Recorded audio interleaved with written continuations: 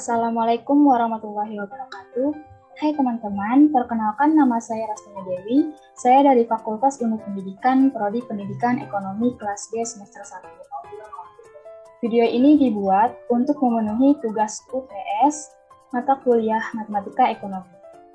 Materi yang akan saya bawakan yaitu deret hitung dan penerapannya, serta nilai akhir rente beserta penerapannya.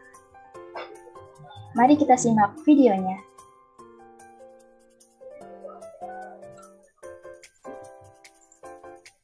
Yang pertama, saya akan menjelaskan tentang pengertian deret hitung. Deret hitung adalah deret yang perubahan suku-sukunya berdasarkan penjumlahan terhadap sebuah bilangan tertentu. Dalam deret hitung, ada yang disebut namanya pembeda. Pembeda adalah bilangan yang membedakan suku-suku dari deret hitung. Pembeda ini ditentukan dari selisih antara nilai-nilai dua suku yang berurutan. Contohnya, 7, 12, 17, 22, 27, dan 32. Pembedanya adalah 5. 93, 83, 73, 63, 53, dan 43. Pembedanya adalah min 10. Yang terakhir, 3, 5, 7, 9, 11, 13, dan 15. Pembedanya adalah 2. Rumus yang digunakan untuk menghitung deret hitung ada 2. Yang pertama, rumus untuk mencari nilai suku ke N dari deret hitung, yaitu Sn sama dengan A plus dalam kurung N-1 dikali B. A adalah suku pertama, B adalah pembeda, N adalah indeks suku. Yang kedua, rumus untuk mencari jumlah nilai dari semua suku pada deret hitung. Rumusnya, Jn sama dengan N per 2 dalam kurung 2A plus N-1 kali B. Atau bisa juga Jn sama dengan N per 2 dalam kurung A plus Sn. Seperti yang tadi, A adalah suku pertama, B adalah pembeda, dan N adalah indeks suku. Yang kedua, kita akan membahas tentang deret hitung dalam penerapan ekonomi. Dalam pembahasan ini, kita akan membahas satu model pengembangan usaha. Model pengembangan usaha, misalnya produksi, biaya, pendapatan, penggunaan tenaga kerja, atau penanaman modal. Berpola seperti deret hitung, maka prinsip-prinsip deret hitung dapat digunakan untuk menganalisis perkembangan variabel tersebut. Berpola seperti deret hitung maksudnya di sini ialah bahwa variabel yang bersangkutan bertambah secara konstan dari satu periode ke periode berikutnya. Contohnya, sebuah perusahaan jamu Roso menghasilkan 3.000 bungkus jamu pada bulan pertama produksinya. Dengan penambahan tenaga kerja dan peningkatan produktivitas, perusahaan mampu meningkatkan produksinya sebanyak 500 bungkus setiap bulan. Jika perkembangan produksinya tetap, berapa bungkus jamu yang dihasilkan pada bulan kelima, lalu berapa bungkus yang telah dihasilkan sampai dengan bulan tersebut? Penyelesaiannya, dari soal tadi, dapat kita simpulkan bahwa A sama dengan 3.000, B sama dengan 500, N sama dengan 5. Untuk menghitung jumlah produksi bulan kelima, kita dapat menggunakan rumus Sn, yaitu Sn sama dengan A plus N-1 dikali B. S5 sama dengan 3.000 ditambah 5 dikurang 1 dikali 500, hasilnya 5.000. Dan untuk menghitung jumlah seluruh produksi yang dihasilkan sampai bulan tersebut, kita dapat menggunakan rumus Jn. Jn sama dengan N per 2 dalam kurung A plus Sn. J5 sama dengan 5 per 2 dalam kurung 3.000 ditambah 5.000.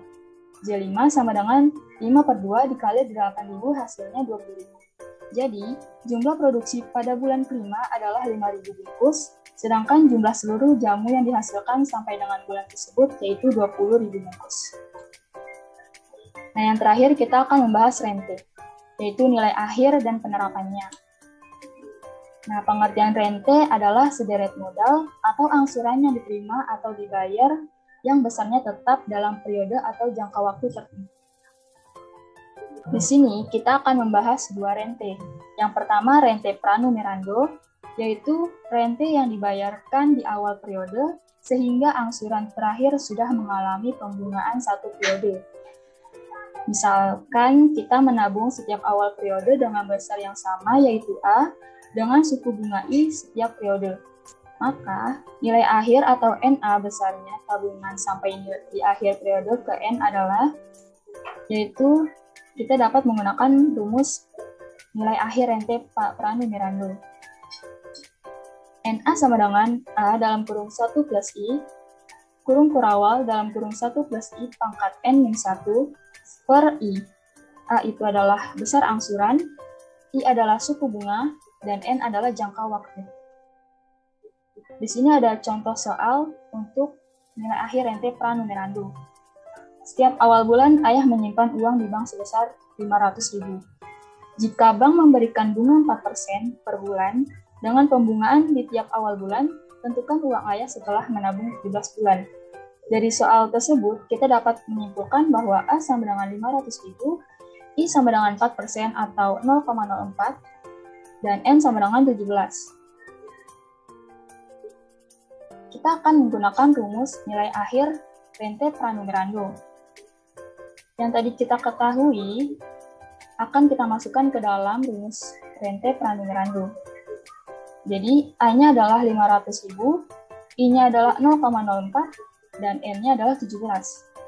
Dan nanti di akhir kita akan menemukan uang ayah setelah menabung 17 bulan sebesar 12.311.000.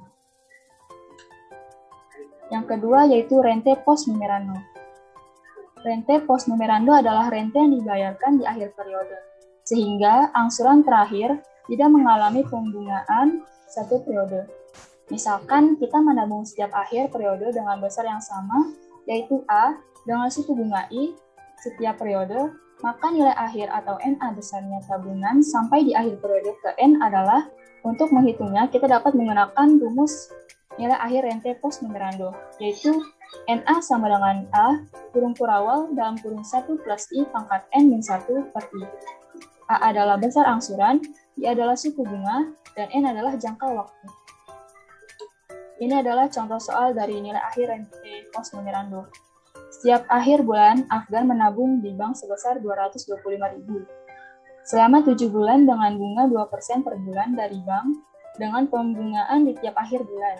Tentukan total tabungan Afgan di bank tersebut.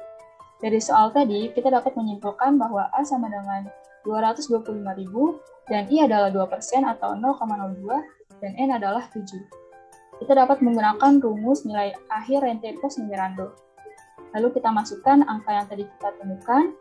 Lalu di akhir kita akan menemukan total tabungan Afgan di bank selama 7 bulan, yaitu 1.665.000.